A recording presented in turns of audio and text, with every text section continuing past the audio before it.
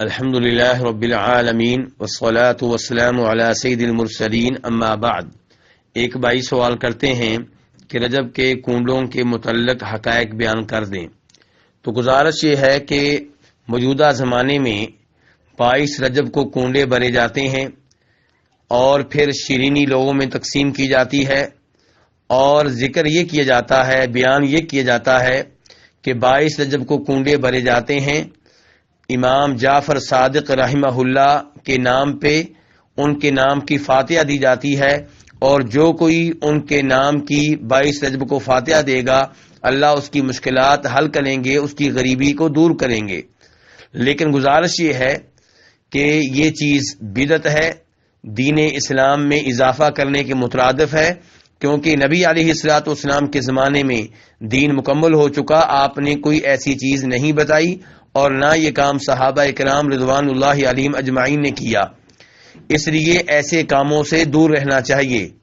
اور حقیقت یہ ہے کہ 22 رجب جناب امیر معاویہ رضی اللہ تعالیٰ عنہ کی فوتگی کا دن ہے۔ اس دن وہ فوت ہوئے تھے، اور وہ اللہ کے رسول علیہ الصلوۃ والسلام کے عظیم الشان، عظیم المقام، عظیم المرتبت صحابی ہیں، جنہوں نے دین اسلام کے لیے بہت سی خدمات سر انجام دی ہیں۔ ان کے زمانے میں بہت سے علاقے فتح ہوئے اور مسلمان سلطنت کا حصہ بنے۔ وہ کاتب وحی ہیں اور نبی علیہ الصلوۃ والسلام کے عزیز اور رشتہ دار ہیں۔ ان کو سب سے پہلے دمشق وغیرہ میں ذمہ داری جناب عمر فاروق رضی اللہ تعالیٰ عنہ نے دی تھی۔ پھر جناب عثمان ابن عفان رضی اللہ تعالیٰ عنہ نے بھی ان پہ اعتماد کا اظہار کیا تھا اور انہیں گورنری پہ برقرار رکھا تھا۔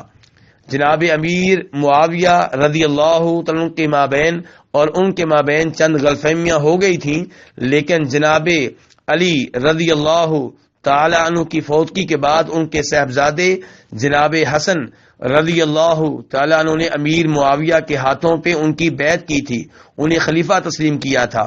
اس لیے وہ بہت ہی عظیم الشان، عظیم المقام صحابی ہیں، اور ہم سب ان سے محبت کرتے ہیں، تمام صحابہ کرام سے محبت کرتے ہیں، اگرچہ ان کا مقام و مرتبہ جناب علی کے مقابلے میں نہیں ہے۔ جناب علی ان کے مقابلے میں کہیں زیادہ مقام، فضیلت اور شان رکھتے ہیں، لیکن جناب امیر معاویہ بھی آپ کے صحابہ کرام میں سے ایک صحابی ہیں۔ تو جس دن وہ فوت ہوئے ہوں اس دن کنڈے بھرنا اور مٹھائیاں تقسیم کرنا یہ بالکل غلط ہوگا، اور یہ صحابہ کرام رضوان اللہ علیہم اجمعین سے بغض کے مترادف ہے۔ اللہ رب العزت ہمیں ایسی غلط چیزوں سے محفوظ رکھے۔ واللہ تعالی اعلم۔